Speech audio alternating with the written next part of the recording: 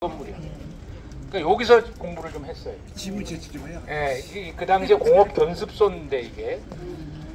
예, 그래서 그 1910년생인데 이분이 잘 아시겠습니다만은 서촌에 우리가 기행한 적이 있죠. 그 서촌에 가시면은 이상의 집이 있습니다. 근데 그 이상의 집도 원래는 자기 본집이 아니에요. 그래서 거기 세 살 때 자기 그 큰아버지 양자로 들어왔어요. 그 양자로 온 거예요. 양자 제도가 있었잖아요. 그래가지고 그 김연창이라고 하는 분 양자로 이제 들어오셔가지고 거기서 23살까지 살았어요. 그러니까 약 20년을 살았던 집이 제가 30년 전에 답사했을 때는 거기가 한복집이에요.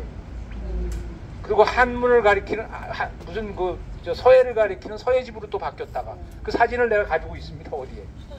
근데 이제 그게 나중에 이제 우리 같은 사람이 여기가 이상의 집이다 맞다 뭐 어쩌고 막 이렇게 하니까 그거를 내셔널 트러스트 오늘 이제 5시쯤 되면은 김종규 삼성출판사 예전에 그 회장님을 하시고 지금 삼성출판 그 박물관 관장을 하시는 김종규 관장님이 내셔널 트러스트를 맡았어요. 그래가지고 그거를 국민은행에 도움을 받아가지고 아름재단이라는 데를 통해가지고 지금부터 한 12년 전에 약 2억 5천만 원을 주고 샀어요. 그 공간을 지금 그 서촌에 가면. 근데 그걸 다 알고 있습니다. 히스토리를. 근데 그분들조차도 도대체 이상이 지금 학교를 어딜 다녔느냐를 몰라. 이게 우리가 그런 상황이에요 지금. 그러니까 석사는 말할 것도 없고 박사를 받으신 분들도 편하게 박사학위를 받는 거예요. 그 부분에 대해서 요소도 안 가보고 가본 척하고. 근데 우리 같은 사람은 어디서 태어났느냐 뭘 어떻게 했느냐 그걸 샅샅이 뒤지는 사람. 그래가지고 묘소까지 가서 참배하고 유족을 만나. 제일 확실하잖아요. 그죠? 그래서 제가 검증을 한 결과로는 지금 이상이 여기를 다녔는데 그럼 어떻게 다녔을까? 이분이 1910년생이니까 18살 무렵이 될 거 아니에요. 그죠? 그러면은 1918년, 19년 3.1운동이 이제 전후좌우로 막 이렇게 될 때 여기를 한 1년을 다니다 다른 데로 갔거든요. 그러면은 결국은 이제 이분이 여기 지금의 서울공대 건축학과를 이제 나오셔가지고 사실은 취직을 총독부에 하셨어요. 총독부. 그 총독부에 하니까 거기에 관련해가지고 자기보다 4살 많은 구본홍이라고 하는 친구가 꼽사인데 놀리는 겁니다. 어떻게 총독부에서 근무할 수 있느냐. 라고 하는. 그 총독부를 그만둬요. 그리고서 이제 잘 아시다시피 이제 몇 개 다방을 차립니다. 뭐 제비다방이라든지 뭐 카페 수루라든지. 근데 이 다방 사업이라고 하는 게 쉬울 수도 있지만 그때나 지금이나 카페라는 게 지금도 커피숍 굉장히 심하잖아요. 부침이. 뭐 그때라고 지금과 다를 바가 없을 겁니다. 그 문인이 그 카페 사업을 잘 할 리가 없어요. 아까 김소월 시인이 지국 잘 할 리가 없죠. 글 잘 쓰는 분이 어떻게 그걸까지 잘하겠어요. 망했습니다. 그 망한 가정을 다양하게 얽히고 일부 소설을 쓴 게 이제 뭐 잘 아시지만 날개 이런 겁니다. 소설도. 그리고 이제 그분의 오감도라고 하는 부분은 미친 세상을 풍자한 겁니다. 미친 세상. 그 당시에 그 모순을 풍자한 거예요. 그런 면에서 그 서촌에서 여기까지 지금 예전에 공업견습소 자리까지 학교를 다녔던 근데 어떻게 그러면 이상이 여길 걸어 다녔을까? 그 궤적을 쫓아가는 게 제 일입니다. 그래서 제가 이제 그 서울시 문학기행 루트도 6개로 만들어가지고 책자도 지금 서울시에서 지금 4번 냈어요. 재작년에도 한번 나왔는데 그 지도하고 뭐 그 표지석 세울 때도 제가 자문도 해주고 그래서 이 전체적인 것은 제 손바닥 안에 있습니다 지금. 그래서 그걸 이제 제가 굉장히 사명으로 생각을 해요. 누가 알아주든 안 알아주든. 그래서 여러 선생님들을 이 자리로 모셔서 이런 얘기를 드리는 겁니다. 제가 무슨 자격이 있는 게 아니에요. 오랫동안 아까도 지금 이마라는 작가가 여기서 태어나서 보성학교를 어떻게 다녔을까? 그래서 한번 걸어가 보기로 했어요. 가장 많은 골목으로 이렇게 해서. 그러면 이 사람은 아마 창경궁 쪽으로 해서 그 뒷길로 해서 걸어서 갔을 것이다. 왜 그러냐 하면은 일제가 그러면은 창경궁 쪽으로 걸어갔다라고 생각하는 걸 내가 아차했어요. 이건 아닐 수가 있다.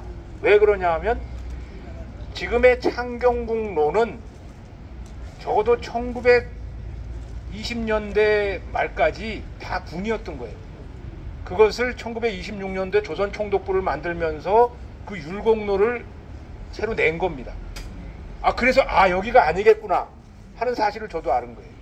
그러면 결국은 이 종로길을 걸어서 그 보성학교 지금의 조계사 쪽으로 다녔겠구나. 그럼 이마는 그러면은 이제 중학교 출신인데 어떻게 그렇게 그 유명한 평론을 쓰고 시를 쓰고 그렇게 할 수 있었는가? 그는 이제 좌파가 됐습니다. 1917년 러시아 볼셰비키 혁명에 의해서 러시아가 공산화되니까 1920년대 초에 중국의 일부 그 선각자들이 공산당을 만듭니다. 거기서 이제 그 일단의 그 지식인 청년들이 조선에도 공산당이 필요하다 해서 그 공산당 창당에 관여를 하는 작가들이 생기게 됩니다. 그 중에 가장 젊은 작가, 가장 그 당시 잘났던 사람 하나가 이마입니다. 이마. 그 이마가 결국은 1930년대에 그 이를테면 카프 문학을 이제 주도하게 됩니다. 원래 1세대는 아닙니다만 원래 1세대는 이기영이라든지 저 충북 괴산 출신의 홍명이라든지 이런 분들이 1800년대 사람들이 제1세대인데 1908년생인 이마가 겁없이 나타났던 것은 그분의 기질에 기인합니다. 이 사람은 거의 예언자적인 거예요. 그리고 뭐 막 던지는 거예요, 말을. 그리고 이론가예요. 그리고 시도 보면 막 힘이 있어요. 그리고 이제 중요한 거는 공산당 사상을 입수하고서부터 세상에 무서울 게 없는 거예요. 공산당 사상이라는 게.